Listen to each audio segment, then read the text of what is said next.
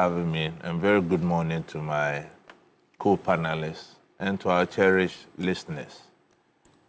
In fact, we have long warned that youth unemployment was a national security threat to our democracy. And yesterday was a testament of what we have always spoken about. In terms of strategy, like you rightly asked, there were some critical gaps, and to me, I think the military didn't anticipate the sheer volumes, even though they know the numbers that they had under their belt.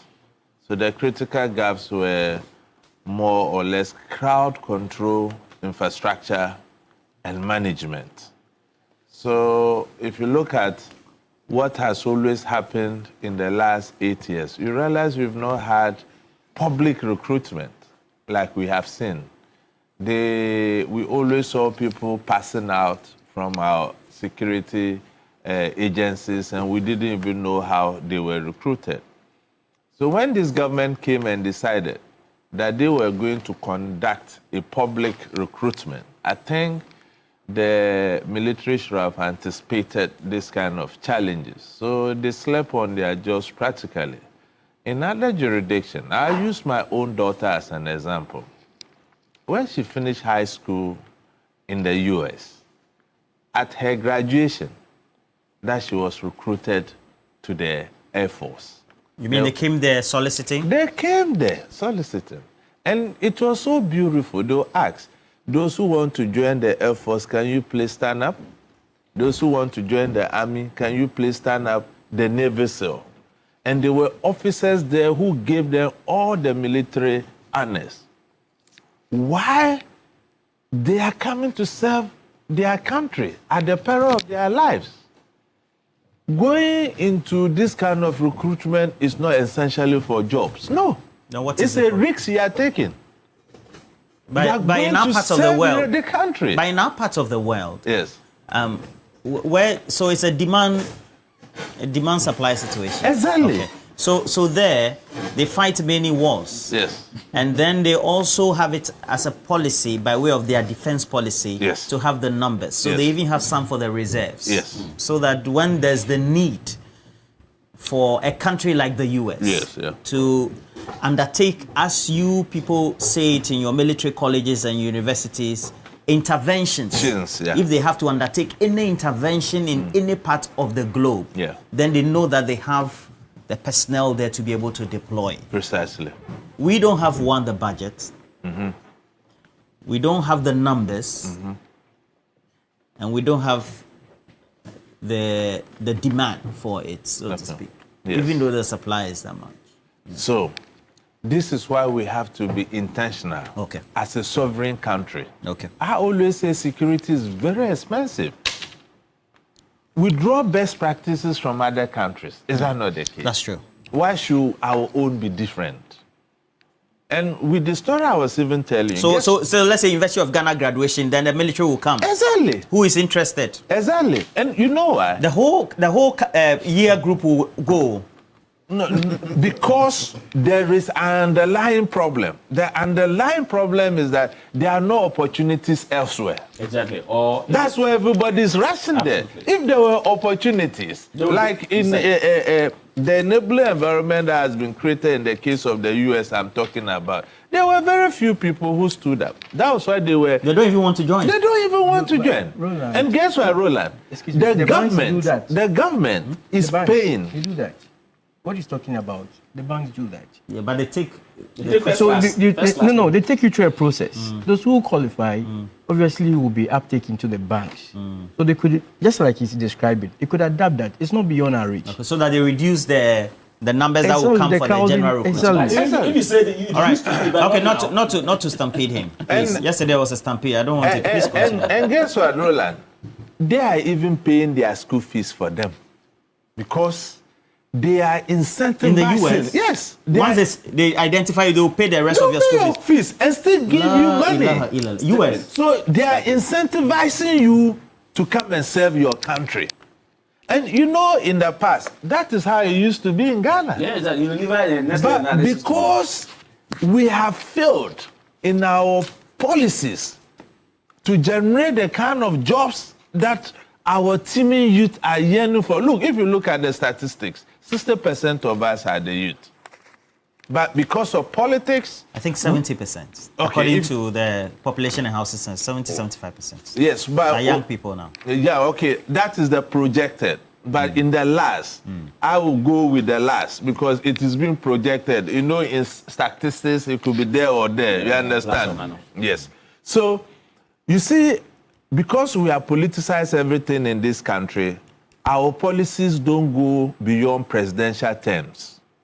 Our policies don't go beyond... They are not continuous. They are not continuous. You see, our National Development Policy, Planning Commission. NDP. What has happened to that commission?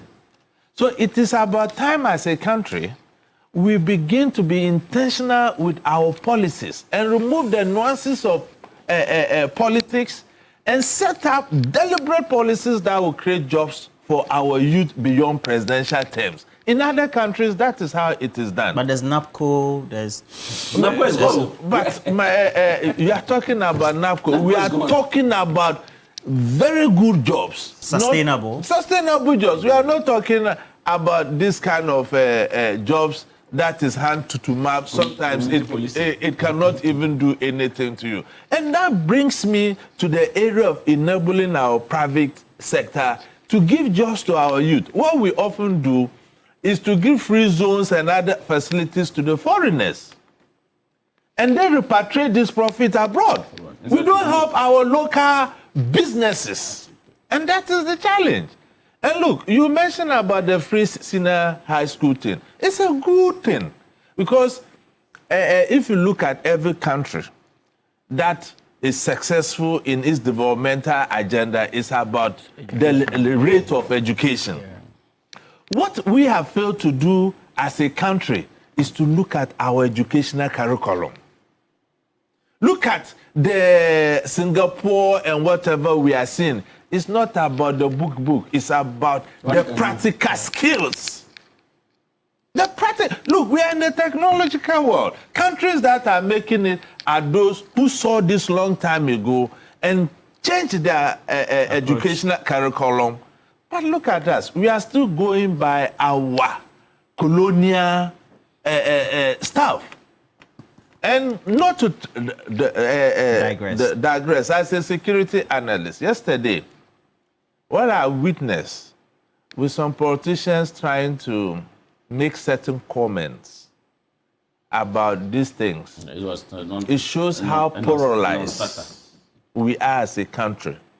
The earlier we begin to depoliticize and put our country first, this thing could be any of us. And yesterday, Roland, if you looked at the videos, some of the recruits were climbing walls. Whilst the gates were closed. So there was some lapses somewhere. And secondly, look at how disciplined the military is. And you are taking this kind of indiscipline to join the army. And parents even went at dawn to queue for their children. And Roland, just imagine you are queuing at 12 midnight. To the next day you have not eaten. What do you expect? You fall. You can collapse. And there's another thing I witnessed yesterday.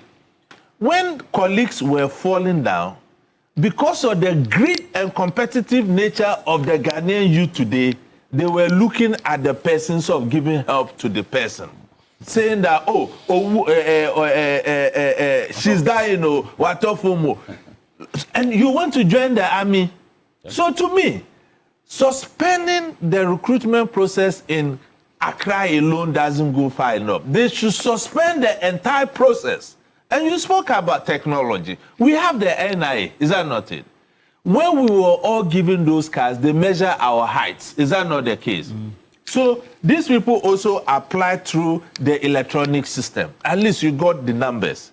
So you should have gone to the next stage of the height by collaborating with the National Health Insurance Scheme to get the heights you want before you invite those people for the physical screening. As for the physical, it's done everywhere. But they use the NIA data to do the cutoff. It's in the system. If you go to the dashboard. The height? these people were supposed to come for body screening. Is that not it? And the height and other things. They use that to screen as well. Exactly. So there's the height, the qualification, and all that to disqualify you. To see. You know that in past recruitment, you meet some people in uniform and you ask yourself, how did they even get there? So this thing should have even reduced the numbers to some level. Just imagine 4,000 slots, Roland. Accra alone. 60,000. No, I mean the slot they were taking. The whole country. The whole country. The Ghana Armed Forces could only take 4,000. And 60,000 applied. Countrywide. And 30,000 qualified. That is a serious issue on our hands, and we must be intentional with our job creation. So there must be responsibility. I must lie. You mean people must resign? Of course. Look. Hey, General. Look, let me tell you something. I saw some fake letter Bridget Jeffy has resigned. Look, Bridget Jeffy had no reason to resign. I'll tell you why. Bridget Jeffy, as the Deputy Minister of Defense, superintends over policy issues, not administrative issues. Administrative issues come on the head of the CDS. That's why I wasn't happy the military putting in place their own to investigate itself. It should have been a national sector because this is a national tragedy. And in my research, this thing has never happened, even though we have had issues of stampede at recruitment. We've never recorded this level of fatalities. So the committee should have been composed of independents. Or it shouldn't have been instigated by the military? At all. They can't investigate themselves. No, they can't do that. All right.